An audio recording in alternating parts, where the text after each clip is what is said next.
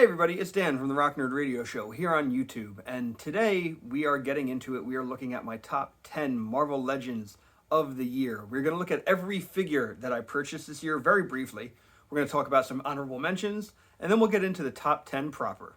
Come geek out with us on the Rock Nerd Radio Show. Before I even start with the top 10 Marvel Legends countdown of 2023, I just want to point out that these are all the Legends I got this year, and it might be a little hard to see everybody, so I'm just going to kind of pan the camera over everything real quick. So if it's not here, I didn't buy it. The only things that aren't on the table right now are the Space Venom. I'm not counting the Space Venom because that's an older release that just got a re-release, so while Mania is on the table, Space Venom's not. The bearded Thor that came with the Destroyer is not here. A friend of mine actually didn't want the Destroyer but wanted that Thor, so I gave it to him. I didn't feel like I loved that Thor. It's very nice, but I didn't need it, so he got it. And I didn't put the member of the Serpent Society, Puff Adder, just because I kind of ran out of room. I don't think he's going to be in the top 10 personally, but I just ran out of room. So just to kind of pass the camera over real quick, you get a look of everything around my shooting space here. But you can see, like, I have the 3 live-action Spider-Men on the Spider Bucky there. That was something I picked up this year. Pretty much, if anything has been modded, it's probably not going to be in the top 10, because if I had to mod something, that means that it really wasn't a great representation of the figure if I had to change it. That's the way I kind of look at stuff. So here's kind of just an overall sweeping shot of everything. I apologize if the camera's a little shaky, but just wanted to kind of give you a heads up as to what is going to be maybe featured in the countdown. If there's something that you don't see here and it's not in the countdown, it's not because I'm not, because I'm being disrespectful to it or something, just because I didn't buy it. So there will be some stuff that maybe you bought, that a lot of people bought, like the live action Green Goblin, for instance. It's not going to be in my countdown. And I know that new Avengers wave is hitting with the Void Build-A-Figure. I don't have any of that yet, so that's going to be a 2024 release as far as I'm concerned. But now let's get into the countdown proper.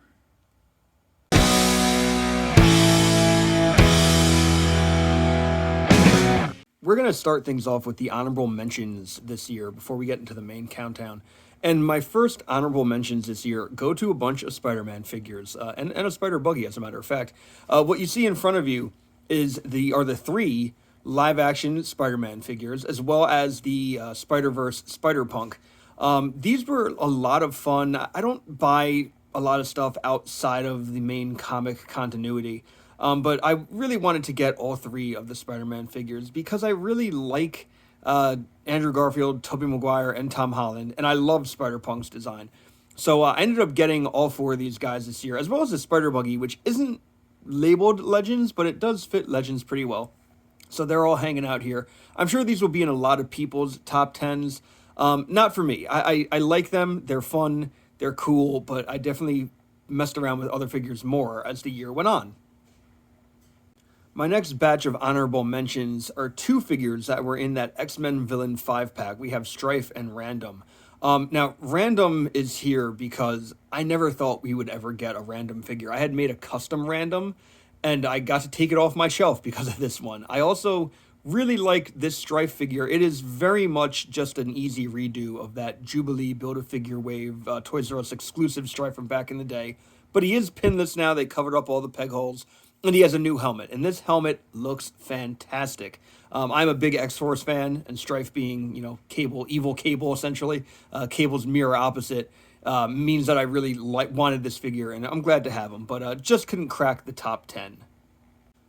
The next honorable mentions are this whole cosmic area of Marvel figures that we got this year. We got a lot of cosmic-themed figures. These happen to be my favorite 2 in the bunch. We have a very classic style Star-Lord. Really love how this one looks. It is on that Vulcan body, pinless and great movement. And we got this amazing original Drax. I never thought we'd get this big hulking Drax figure. Very happy that we did. As I said, the cosmic area of Marvel, I feel like needs to get a little more love. But we got a bunch of cool figures this year. And these 2 were just my favorite of the bunch. Again, ones that I really like, but not enough to crack that top 10. The next two honorable mentions are characters that we already have, but these are just really nice updates. We have the new Walmart exclusive Bucky cap, who is on a pinless body, looks great, a lot of sculpted detail. And we have a new Deadpool, who is on the Renew Your Vows Spider Man body. Pinless again. Look, I have a lot of Deadpool figures, I have a lot of Captain America figures. These two look really cool. It is nice to get these redos, but because we've had them in the past and these are just reuses of bodies, I feel like I couldn't put them in the top 10. The Deadpool comes with a ton of fantastic accessories, interchangeable hands, and even has Bob, the Hydra agent, to go with him. But again, I couldn't put these two in my top 10, although I do really like them. That's why they're honorable mentions. My last two honorable mentions are new figures to the Marvel Legends line, figures that we haven't had before. It is Lady Bullseye and Smythe from the animated VHS Spider-Man 2-pack. These two made it because I really wanted these figures for a long time.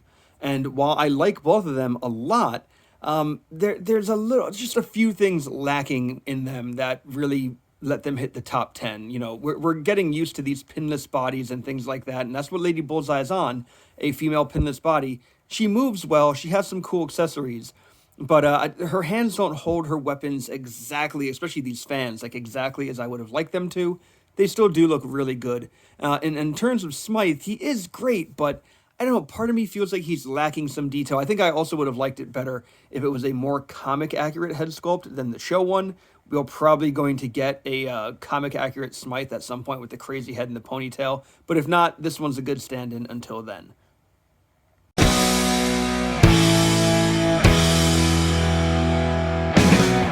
Getting into the top 10 proper, at number 10, we have Banshee. You might be saying to yourself, Banshee, really? And yeah, really. I've wanted this look for Banshee for a long time. It can go on that Strike Force, that, training team outfit. It can go with the Generation X type display, or you might hope that it gets repainted into the green and yellow costume from Giant Size X-Men. I like that it is on a pinless body. I think it looks really good. The cape, the wing integration looks really good on the figure. And yeah, I was just really happy to have this one. It was one that I kept fiddling with and messing with. It does have an alternate kind of screaming head. So if you wanted to have an angry Banshee or a Banshee using his powers on your shelf, you can do that. So that's why Banshee is my number 10.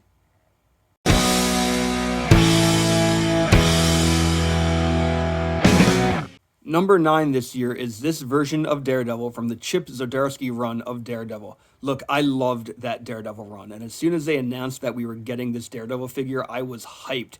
I was ready for this figure. I got this entire wave, I reviewed the wave, and he is definitely one of the standouts for me. Love this figure. Love that we have him in this costume. Daredevil is a character that I don't mind having a bunch of different versions of on a shelf because I just like all his costumes, and really happy to have this one. So great addition to my display, and he makes the number 9 spot.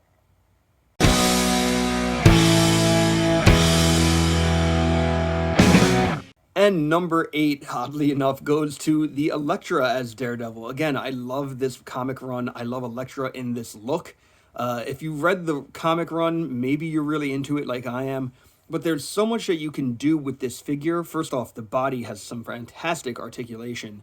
But then you can also remove that piece around the face to show her face. That's like a scarf that hides her face. You can remove that if you want. There's a lot of different display options. It takes Electra's normally large hair and kind of breaks it down into like this ponytail-esque hairdo that you can see. It looks really cool. So that's why I picked it for number 8.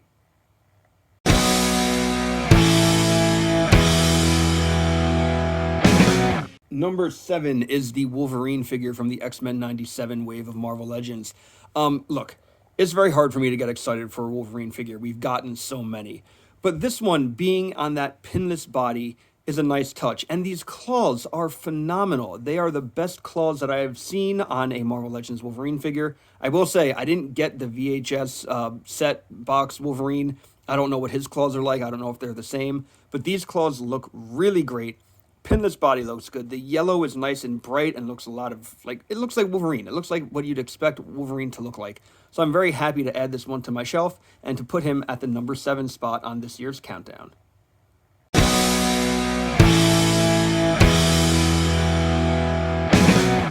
This year's number 6 should not come as much of a surprise to anybody who knows me really well. It is the Secret Wars style Doctor Doom from the Avengers Beyond Earth's Mightiest Heroes 2-pack with Captain Marvel Monica as Captain Marvel.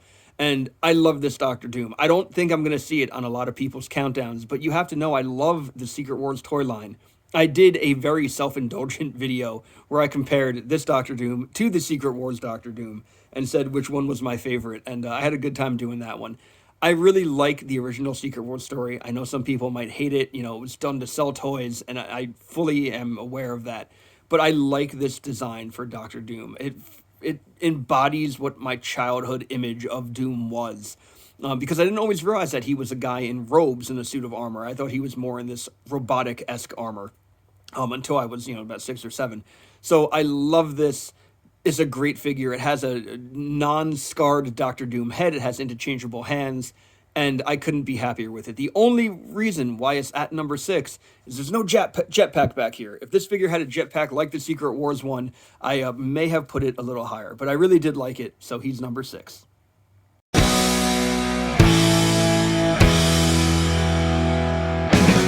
Coming in at number 5 is the immovable Blob. Look, I love the X-Men. There's quite a bit of X-Men characters on this countdown.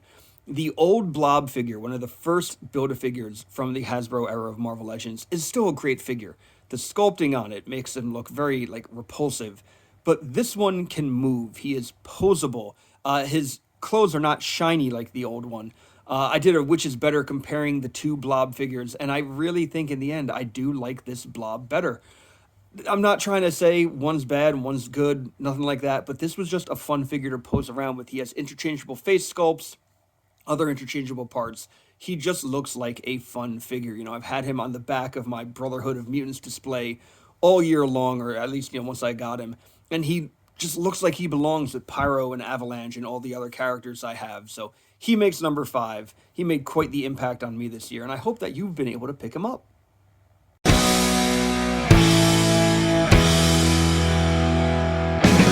This year's number 4 entry is Pretty Boy from that X-Villain box set. That was a great box set overall. I think Zero, while he kind of is a bit of a boring looking figure, he's a welcome addition. Vertigo's cool, but the standouts to me were Random and Stripe, as you saw back in the honorable mentions, and Pretty Boy. He is a great figure. This body style is unique. I feel like Marvel Legends seldomly do figures that you won't be able to get reuse out of a body from. I don't know who they could reuse this for. This is just a great looking figure. It has that skinny, slightly off-putting robotic detail. He comes with guns, with blast effects, and just a fantastic head sculpt. So I was so happy when they announced this one. We are one step closer to a full Reavers team. And yeah, I love this figure. He looks awesome. Can be a little hard to balance at times, but just looks really good. And even though I'm gushing about him this much, there are still 3 more figures in this countdown that, believe it or not, I think rank above him.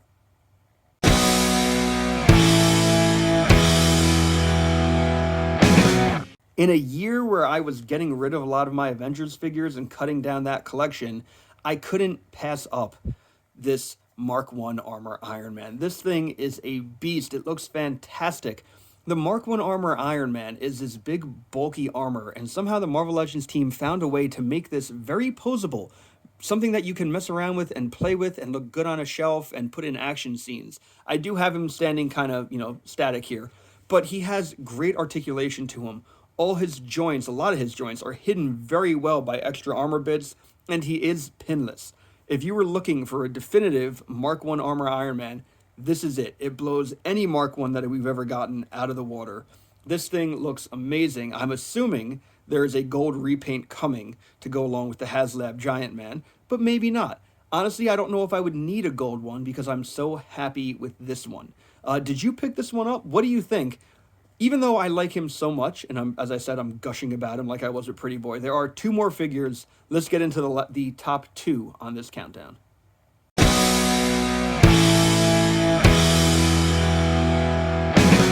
I've been seeing a lot of people calling the new Black Widow figure their number 2 figure for the year, and it's easy to see why. This figure has fantastic posability. When the Spider-Man Renew Your Vows body came along, a lot of people were gushing about how that, that's the new, like the next level Spider-Man body. That's the new standard. I think this Black Widow body is the female standard, for any type of female character, especially if they're athletic and, can move around and things like that. We are going to want to see them on this body. The Marvel Legends team has confirmed that there is a detailless body, so you're not going to have like the open zipper like you have on Black Widow's chest. So we will probably be seeing more characters on this body as 2024 unfolds, and even further into the future.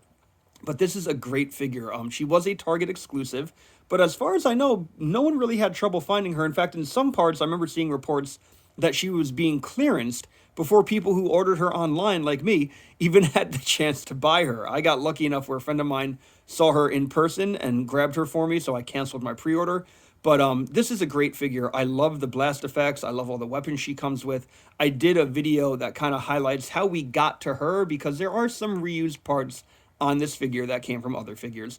But by far, the best Black Widow figure I've ever handled, to the point where I'm getting rid of every other Black Widow figure I have. This is the only one I need in my collection.